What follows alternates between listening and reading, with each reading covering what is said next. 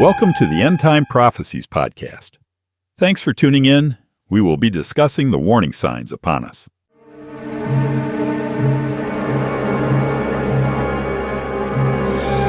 You guys, a lot of you watch the Middle East from the USA, and you hear of movements through interpreters.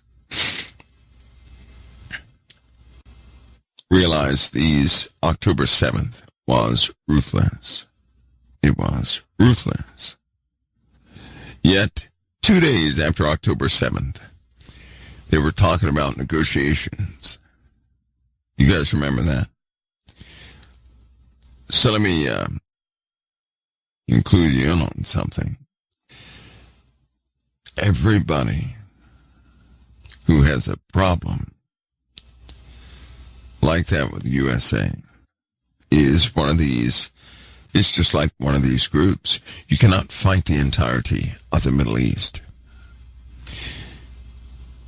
Anybody can turn into Hamas. Anybody can turn into the Houthis. Please understand that. Please understand they're coordinating. They want to hit us many different locations to maximize their blow. And that will just be the first of many, because they have some very ruthless tactics. Chemical weapons, biological weapons. They will eventually be moved. And if anybody attempts to stifle these groups, they're going to use a tactic because they have no recourse for anything else. They're going to resort to tactics that will destroy much. They can do that right now. So keep that in mind as we continue to go forward, please.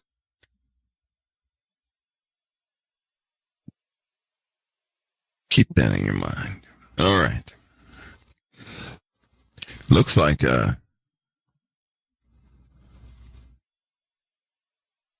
they're doing pre-checks on who they are. They're getting ready. Okay. Get ready for that, guys. Somebody said, vengeance is the Lord's. That's right. I guess I would like everybody to realize, right, that man cannot solve this problem. There is no solution to this problem.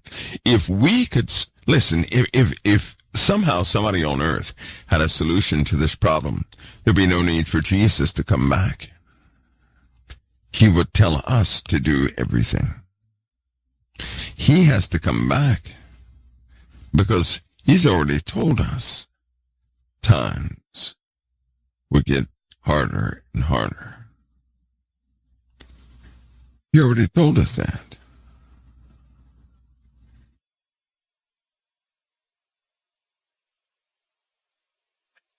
And we are in those times. We are. That we are. Jesus will return. The Lord will put an end to it. But take note, if mankind had the ability to solve these issues, then God would have told us to solve these issues.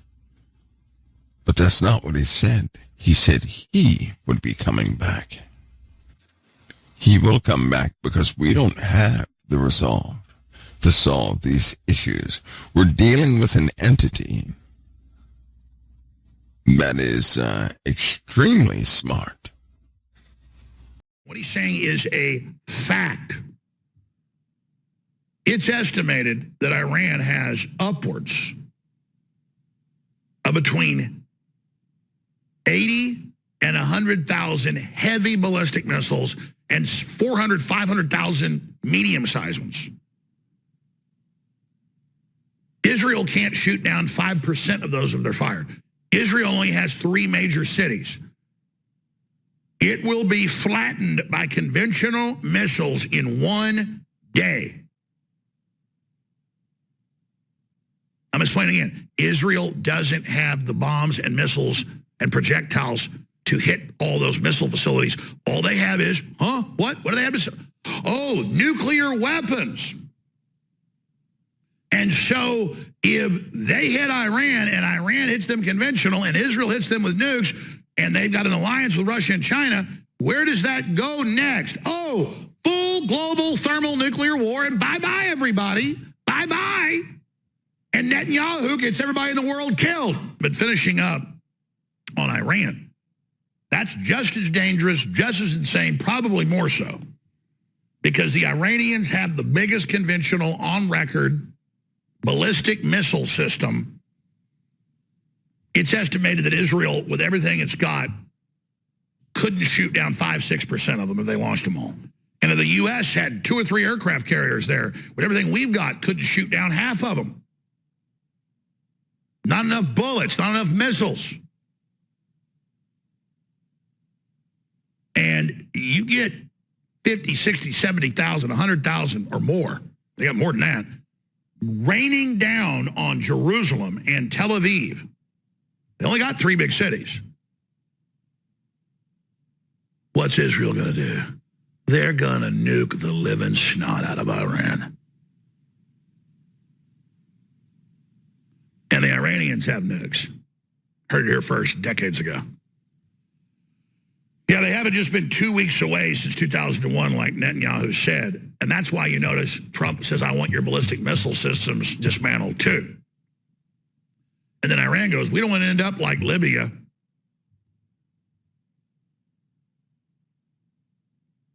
And they say, we want peace guarantees.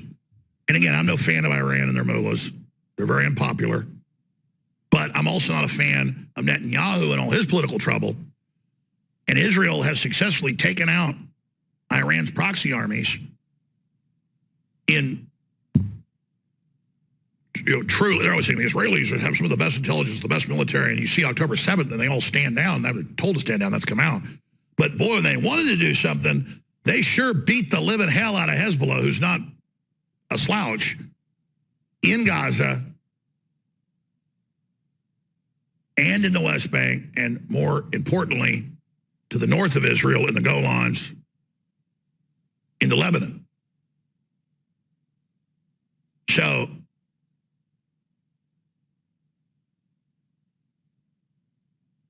are we going to let Benjamin Netanyahu cause Armageddon? And by the way, people, Trump's real nice people in public. Trump does not like Netanyahu. He never trusted him before. But Netanyahu wouldn't even take his phone call when they stole the election and was the first world leader to call Joe Biden and congratulate him. What a dick. That's why when Netanyahu was there 2 weeks ago, Trump said, well, he came here, wasn't really supposed to be here. He's leaving very quickly. Bye-bye, Benjamin. And reportedly, he's been yelling at him behind the scenes. I might have heard that from somebody that was there. And that's what Trump does behind the scenes, starts actually going very controlled, but like, what the hell do you think you're doing? You want to get our grandkids killed? What is your problem? What the F is your problem? I mean, you can't play around with these weapons. Sorry, Netanyahu. I know your chutzpah's great, but you know, bravada, hubris, what's it go before? The fall.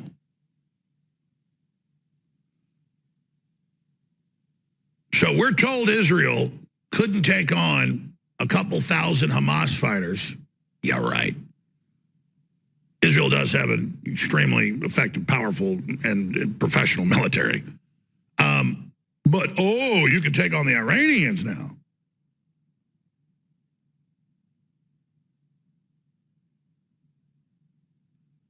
Who is Iran allied with? The Chinese and the Russians?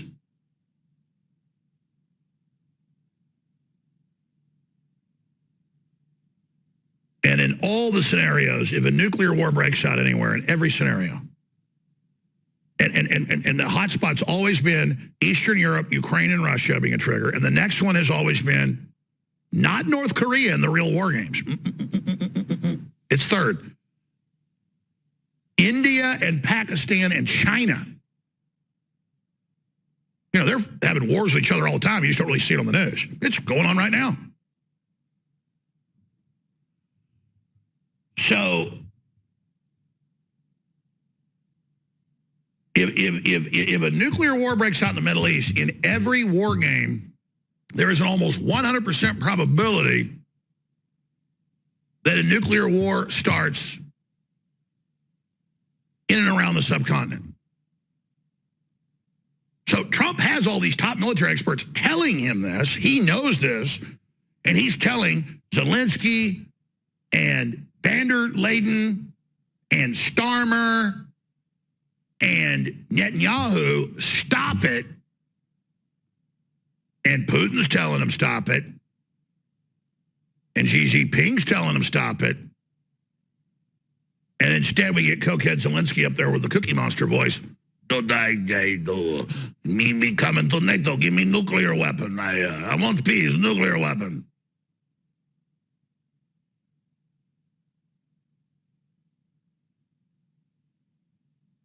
All right, let's go to Colonel McGregor on a short clip about Iran. Then I'm going to shift gears to the other news. Here it is. Iran's arsenal of missiles is enormous. It could flatten Israel in a day. They have the power to go to war. They have chosen repeatedly to avoid war. And I've said this 1,000 times. No one in the Middle East is interested in a war except Israel and the United States. That's it. There's no one else in the region that wants a war. Everyone is going to go to great lengths to avoid a war, not because of Israel, but because of us.